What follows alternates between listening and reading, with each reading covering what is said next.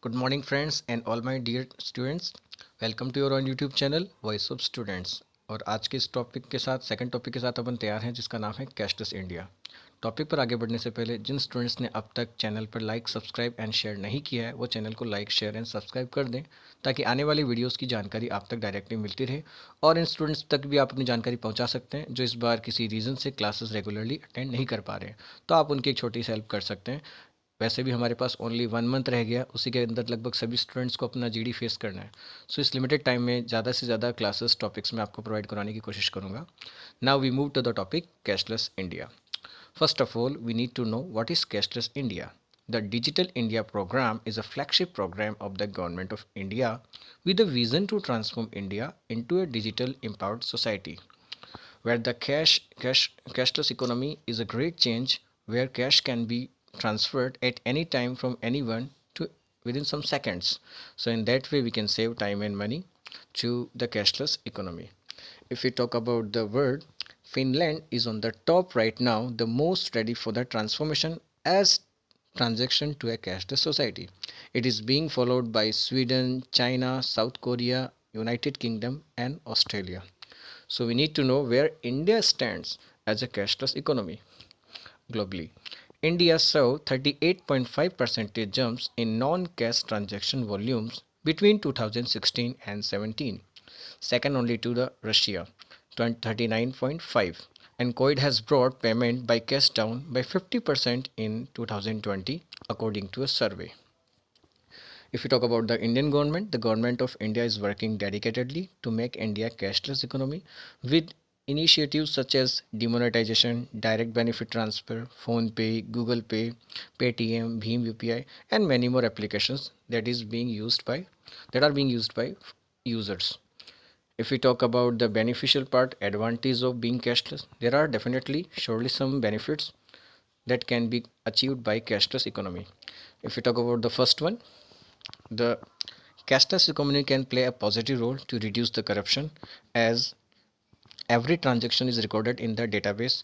It can also reduce the tax evasion as people do the corruption through tax evasion. But if everything is done by a questionless, everything is done by mobile or every data is kept safe by the banks, it will definitely reduce the corruption. It saves time and money as we don't need to stand in queues for a long time. We don't need to go to the public offices for paying EMI transaction or physical involved. So it will definitely save time and money. We can use our time and money for some other important works. As for the students, for the businessmen, time is priceless. If we talk about the third benefit, definitely there is a huge benefit. By that, it's eco-friendly as we are already facing a problem like climate change, so we don't need to cut trees to make paper. And for a country like India, it will definitely a big change if we transform ourselves into a cashless economy. There are many benefits, but we have one more in that series, that to be a cashless will definitely reduce the crime as we know that to carry the cash physically it's always dangerous, it puts our life even in danger. It's bank robbery, snatching, these kind of incidents keep happening in India. So it gives us protection, it makes us safe. And if we talk about the present situation, it's really a demand of time. The time is really demanding for a cashless economy as corona pandemic is everywhere. It demands physical distance to do transaction cashless, to do transaction through mobile makes us distance, physical distance. We don't need to come into touch with the people, bankers, shopkeeper. So in this way we can make ourselves safe, we can do safe transaction, we can do it while sitting at home with some clicks. So definitely it's really demand of time.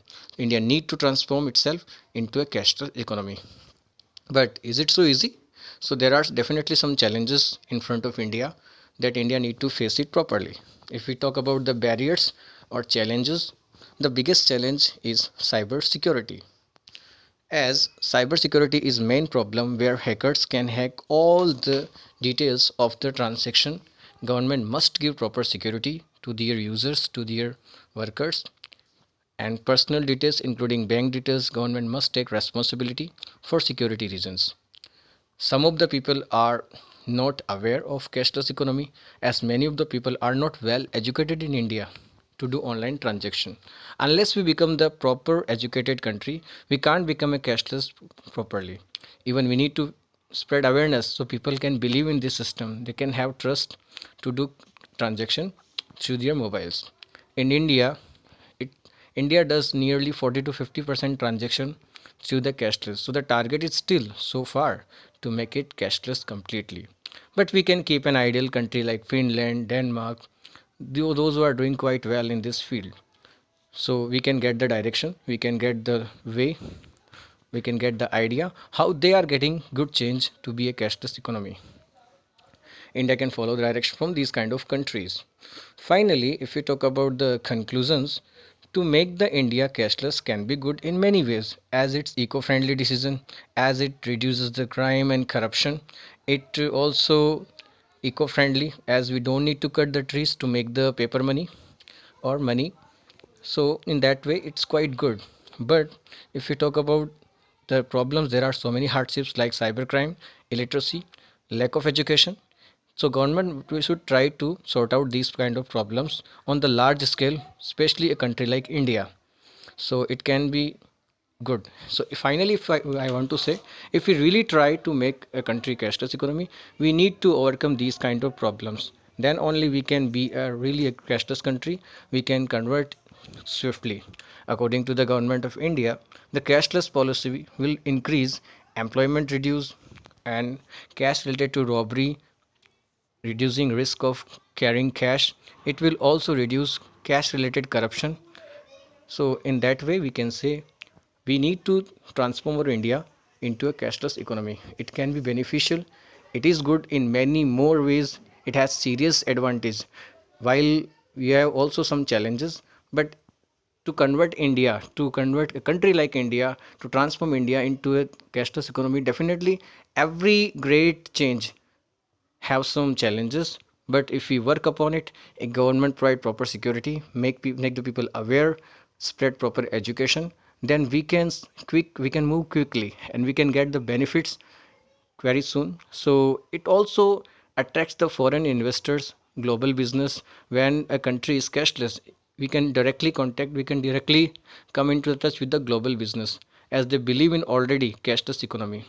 So finally, I would like to stop my topic with some merits, advantage, and the students they can remark, they can give any suggestion, they can call me directly or indirectly, they can give their views about the topic. We will be ready tomorrow with the new topic, our third number topic.